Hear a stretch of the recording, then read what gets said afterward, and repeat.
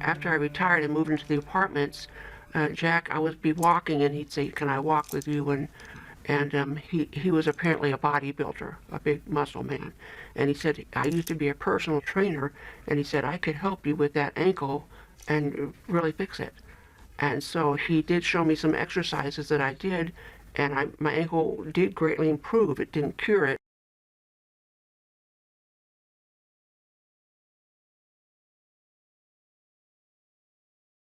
I was in the hospital for a couple of days, and then they gave me some pain pills, enough to last for 10 days, and I got back home. And then I didn't want to go to the nursing home because I couldn't do anything, and he offered to take care of me. And so I thought, so far he'd been okay. So I said, yes, he could take care of me. And he took care of me for, must have been about 3 months, because it was a very bad compression fracture. I gave him the key to my apartment, and because I couldn't get up, it was hard for me to get up. And he would come in 2 or 3 times a day and give me something to eat and help me go to the bathroom. After I was able to get up and walk around more, I still had to keep laying down seems like for the longest time. I still couldn't really go anywhere. I was afraid somebody would bump into me, and I was still in a lot of pain. So even if I couldn't leave my apartment just for a few minutes, I had to be with him. But it became like I can't be away from him. And then I can't talk to anybody, and then I can't look at anybody. And I can never be away from him where he can't watch me or, be right next to me. And if I say anything I disagree with him about anything, then he would get me in a corner with his fists, and without actually hitting me, have the fists, and this was like all the time, even if I was sitting down, the big fists in the face, and then put his hands around my neck, not to actually squeeze, but to show me that he could do that. Sometimes he would do it a little tighter, and I couldn't breathe for a few seconds. He would just not actually strangle me, but just to show me that if he wanted to. What brought things finally to a head was I finally felt better. I was able to take a cab and go to the bank myself. I was able to take a cab and get around. And he was more and more angry. Anything I don't agree with him, I'm a traitor, and traitors are dealt with. And so, and he was more and more angry, and he was making huge messes. He urinated on my walls. He took Cool Whip and spread it over a third of my apartment floor. There was coffee sloshes on every wall. Horrible messes that I couldn't possibly clean up. I'm just recovering, and just for meanness, and so I would argue with him. I got madder and madder, and I thought, I don't care if he does kill me, I'm mad, And so finally one day he came up with a golf club, and he sat on the couch next to me with this golf club, and I knew in my heart that he decided to kill me. And so, but he sat on the couch and he kept talking to himself and slapping the couch with his hands and talking to himself. And I just sat there. It's no good to try to run. He'll catch me, and then probably it'll be worse. I just sat there. I said, that's it. There's nothing I can do. But for some reason, he got up and left. And when he got up and left, I pushed every bit of furniture in my apartment in front of the door, and I called the police. And that was on a Sunday. And the policeman came, and he said, you've got to get a restraining order. So the next day, Monday, I went down to the courthouse and I got a restraining order. And he was supposed to stay off the 6th floor. I was on the 6th floor and he was on the 3rd floor. And so, but that didn't work. He kept coming up on the 6th floor anyway, because he always does whatever he wants to do. He's not afraid to do anything. That's why he's so dangerous. He had threatened to kill me many times. Specifically, he was going to kill me. He was going to kill me, but he also said he was going to take me out and tie me to a tree and put something up my rectum, and be beaten and gouge my eyes out with scissors and cut my hair off and take my dentures out and everything he could do to think of to be mean. And he told me in detail.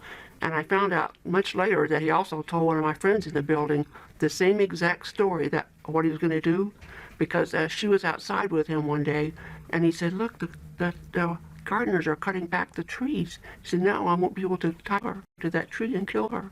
And she never even told me until much later on that he had said that, so I didn't know that right away. He kept coming up on the 6th floor. My neighbors saw him. They even told him, "You can't be up on the 6th floor." I kept calling the police, and he said to my neighbors, "Who's going to stop me? You going to stop me?" And they're all scared. They, I kept calling the police, and they said, "Well, I can't prove it. I can't prove he was up on the floor." And then he did, I heard, I can't prove so many things.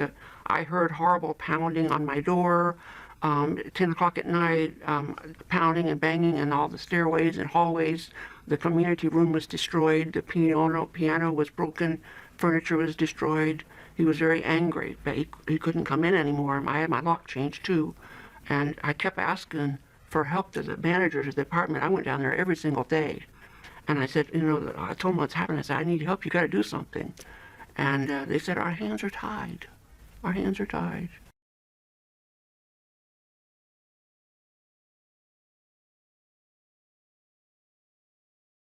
Beverly, the resident service coordinator, gave me her phone number, and I called her and asked her if I could come over to her home and meet with her, if that would be okay. And so I did that. She was tentative at first.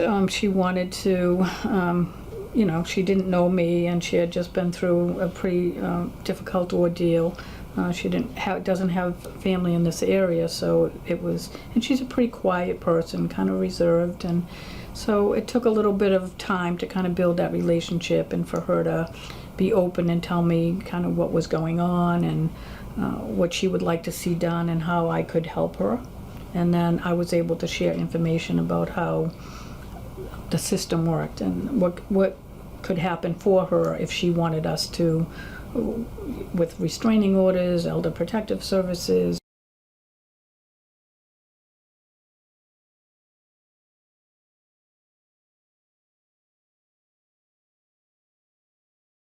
I have a lifetime restraining order now because Katie and all the leaders went to the court with me, and the victim's advocate woman at the courthouse, they decided to give me a lifetime restraining order, and that's hard to get, and you hardly ever get that. After a while, he had been coming in my part of town, and I always called the probation officer. Then one day he actually left voicemails on my phone, because I have the same phone number for a long time. And he left voicemails on my phone, 3 of them, and were scary ones too. "I'm coming over there on this day. I want to talk to you." And so then I called the police, and the first policeman came over, and he said he was going to get a warrant, and he never did anything. And then I got another message the next day, so I called the police again, and that policeman was good, and he called Jack back on my phone because he knew he would answer that. And he said, "You've been calling this number?" And he said, "Yeah," and I can hear, I stand right next to him, so I can hear almost both conversations. And, and he said, "You have a restraining order, no contact." He goes, "Yeah, it's just a piece of paper." He goes, "Oh, that piece of paper is not lucky for you." He says, "Go turn yourself in or you're going to be arrested." And then he went and got a warrant. So they did finally arrest him. And he went to jail for a while. And he's on probation now, but he's still pushing the envelope. From time to time, he will come around my area. Well, there's the card, but he didn't sign the card, so I couldn't have him arrested, but I know it's his writing, and I know it's from him. He sent me that card. It was just a few weeks ago, and I was having a really good birthday, and I was thinking, "Oh, I got another birthday card. Who's that from?" And I opened it, and I saw the writing. He just won't stop, and he just won't leave me alone. And so I went to the police, and I filed a report, an incident report. And I called his probation officer, and I even wrote a letter to the probation officer. I sent him a copy of the card. I wrote him a letter. I even called him, and he just seems to. It's almost like I'm afraid to even talk to the probation officer anymore because, even though I will, because it's almost like I'm going to be abused again because he's so sarcastic. He doesn't care. There's definitely an impact. I'm always looking around, and I have seen him following me, and turn around and stare at me until he goes away. So I am looking around and not gonna let him sneak up on me. And also, I'm very distrustful. I don't date. I know that not everybody is bad, but I'm so shattered from all that I could never even begin to even have any relationship after that. Of course, I'm pretty old anyway, but it's just it's like a knee-jerk thing. You don't think somebody else is going to be like that, but you don't know for sure if they're not going to be like that. They could be like that because he was so nice at first, and so you just can't take that chance. I still I feel like I'm pretty happy and healthy in spite of everything. I laugh about things, and I have friends that I go to lunch with and stuff, and shopping with, and so I'm basically still a very happy person. I wouldn't be in such good shape if it wasn't for the help and support from Katie's group and all the other advocates that have helped me all along the way. I think about what if I didn't have that?